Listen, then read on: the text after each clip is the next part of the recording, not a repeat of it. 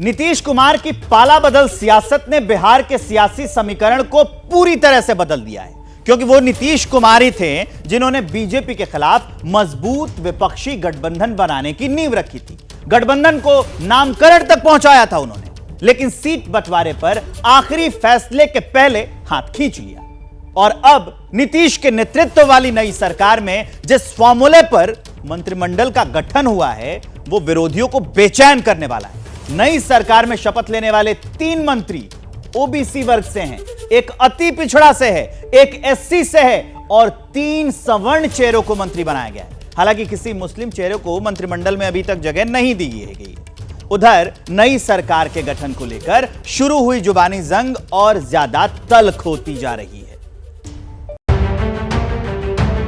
मैं इस बात सत्यनिष्ठा से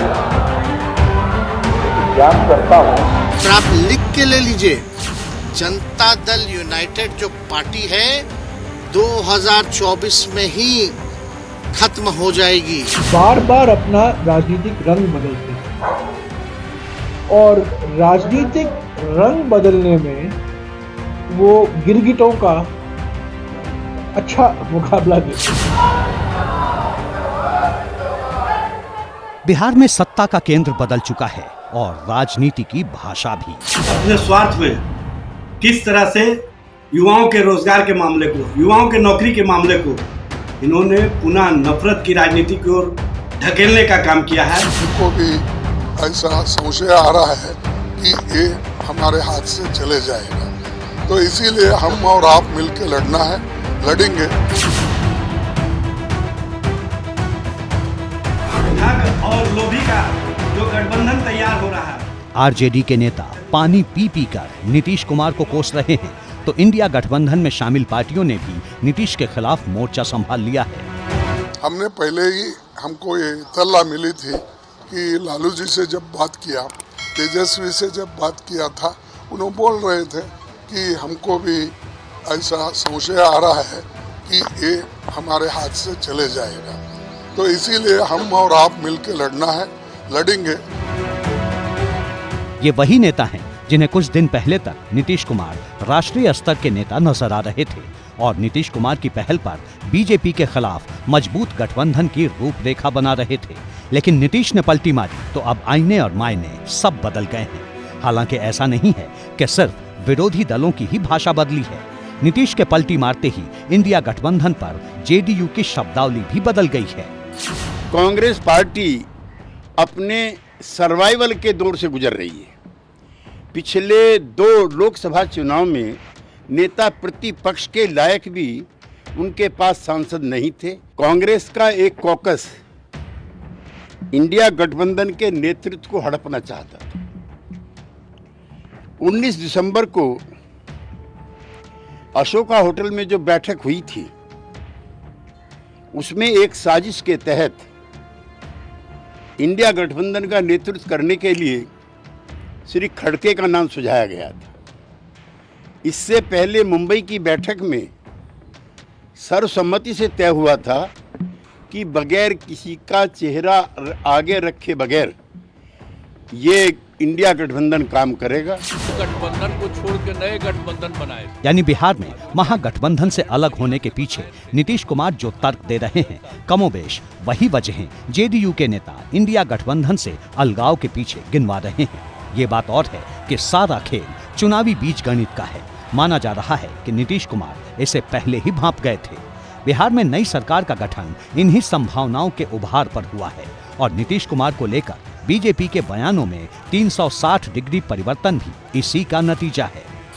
ये 6-5 का खेल चल रहा है और नीतीश कुमार लालू जी को बार बार बीजेपी की ओर इशारा करके ये डराते हैं। और मैं पहले भी कहा, एक गाना गाते रहते हैं, मैं मैके चली जाऊंगी तुम देखते रहियो, लेकिन मैके का दरवाजा बंद है, ये वो नहीं बताते। मुझे अब एक ही चीज का है कि अब इन्होंने दे दिया है।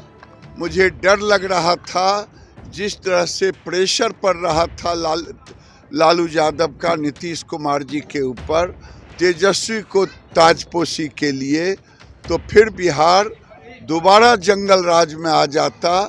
इससे मुक्ति मिली। अब भारतीय जनता पार्टी जंगल राज नहीं आने देगा, लालू जी की ताजपोशी नहीं होने देगी। ये समझना मुश्किल नहीं कि लोकसभा चुनाव से पहले सत्ता का गठजोड़ क्यों बदला। कहा जा रहा है कि इंटरनल सर्वे के बाद बीजेपी को लगने लगा था कि नीतीश कुमार के बिना बिहार में बीजेपी का विजय रथ धीमा हो सकता है। दूसरी ओर राम मंदिर प्राण प्रतिष्ठा के बाद नीतीश कुमार ने भी मान लिया कि सियासी हवा का रुख बीजेपी की ओर है। हो न हो, बीजेपी के लिए नीतीश कुमार का रुख और नीतीश के लिए बीजेपी के रुख में बड़े परिवर्तन की असल वजह यही है। पहले बदले हुए वक्त में बीजेपी नेताओं के बयान सुनिए। ये मेरे लिए भावुक क्षण है कि आज सरकार में भी दायित्व, सरकार में काम करने के लिए भी विधानमंडल दल का नेता के तौर पर चयन किया।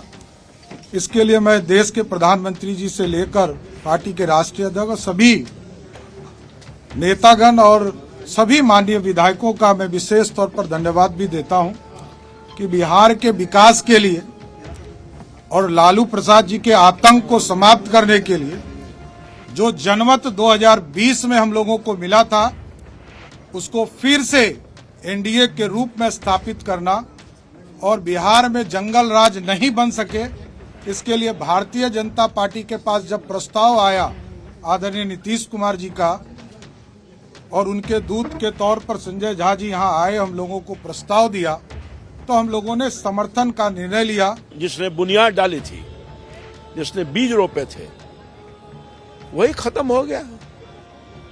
अभी तो आगे बढ़ ही नहीं रहा था। बीज रोपा गया हो तो आगे कहां बढ़ रहा था, तो बढ़ने के पहले ही खत्म हो गया। अब कोई इंडिया गठबंधन वगैरह नहीं है, सब खत्म है। और निश्चित तौर पर आने वाले वक्त में एकमात्र देश की जनता का विश्वास है तो एकमात्र नेता मोदी जी हैं। और निश्चित तौर पर मैं कह के जा रहा हूं आपको, इस बार 400 पार होगा। और भारतीय जनता पार्टी और एनडीए का जो गठबंधन अभी हुआ, इसमें 40 की 40 सीट एनडीए गठबंधन के पक्ष में जाएगा, बिहार की जनता देगी। नीतीश कुमार के साथ जाने के पीछे बीजेपी का गणित क्या है, ये साफ है। लेकिन इस गणित से जो तस्वीर बनी है और उससे आगे नीतीश कुमार के नेतृत्व वाली नई सरकार में जिस तरह से मंत्रियों का चुनाव किया गया है, वो कांग्रेस और आरजेडी की परेशानी कहीं ज्यादा बढ़ाने वाला है। डिप्टी सीएम सम्राट चौधरी ओबीसी वर्ग से आते हैं। दूसरे डिप्टी सीएम विजय सिन्हा भूमिहार समाज से आते हैं। बीजेपी कोटे से मंत्री बने प्रेम कुमार अति पिछड़ा वर्ग से आते हैं। जेडीयू कोटे से मंत्री बने विजय चौधरी भूमिहार समाज से आते हैं। जेडीयू कोटे के एक और मंत्री विजेंद्र यादव ओबीसी समाज से आते हैं। कुर्मी समाज से आने वाले जेडीयू नेता श्रवण कुमार भी मंत्री बनाए गए हैं। दलित समाज से आने वाले मांझी की पार्टी के विधायक संतोष सुमन को भी मंत्रिमंडल में जगह मिली है। इसके अलावा निर्दलीय विधायक और राजपूत चेहरा सुमित सिंह भी मंत्री बनाए गए हैं। इसमें कोई दो राय नहीं कि नीतीश कुमार के नेतृत्व में बनी नई सरकार में हर एक वर्ग को साधने की कोशिश की गई है, या फिर यूं कहें कि सरकार के गठन के साथ ही बीजेपी के नेतृत्व वाले एनडीए गठबंधन ने लोकसभा चुनाव की पहली चाल चल दी है, जो कांग्रेस और उसके सहयोगी दलों को चुभने वाली है। बहुत बढ़िया ढंग से सरकार चलेगी। हम लोग का पहले भी साथ में काम करने का अनुभव है और सरकार बहुत ही बेहतर ढंग से आपको दिखाई पड़ेगी। काम चल रहा है। नियत क्या है इस सरकार की? नियत है बिहार का विकास, जो 2005 से हम लोग करते आ रहे हैं, वो जमीन पे दिखाई पड़ रहा है। आने वाले टाइम में जो बिहार का एक बेस बना है, एक बड़ा छलांग बिहार और लगाए और डबल इंजन की सरकार रहे, बढ़िया से लोकसभा में कितनी सीटें जीतेंगे गठबंधन? पुराना ट्रैक रिकॉर्ड है 2019 का, 39 का, इस बार 40 टच करने की कोशिश करेंगे। समाजवाद अवसरवाद में बदल गया। उनसे बड़ी उम्मीद थी इंडिया गठबंधन के सारे लीडर्स को कि वो कहा करते थे कि इतिहास बदला जा रहा है, संविधान बदला जा रहा है, जमहूरियत और जनतंत्र पर खतरा है। अब पता नहीं इतिहास बदलने वाले के साथ कैसे चले गए, संविधान के साथ छेड़छाड़ करने वाले के साथ कैसे चले गए। साफ और सपाट शब्दों में कहें तो नीतीश कुमार की सियासत की पलटी मार परिपाटी ने पॉलिटिकल बेंचमार्क को नए सिरे से गढ़ने का काम किया है, जहां सत्ता ही एकमात्र सत्य है और सत्ता ही शाश्वत है। मैं नीतीश कुमार सत्य निष्ठा से जैसे ही घड़ी का काटा दोपहर 2:30 पे आए, बबीता जी का दिल सास बहू साजिश के लिए मचल जाए। और ये है इनकी बहू, पूरे दिन ऑफिस की टेंशन हो जाए गॉन जब ये करें अपना फेवरेट शो फ्री टाइम पे ऑन। इनकी तरह आप भी देखिए अपना फेवरेट शो अपने टाइम पर और डाउनलोड कीजिए एबीपी लाइव ऐप अपने स्मार्ट टीवी पर।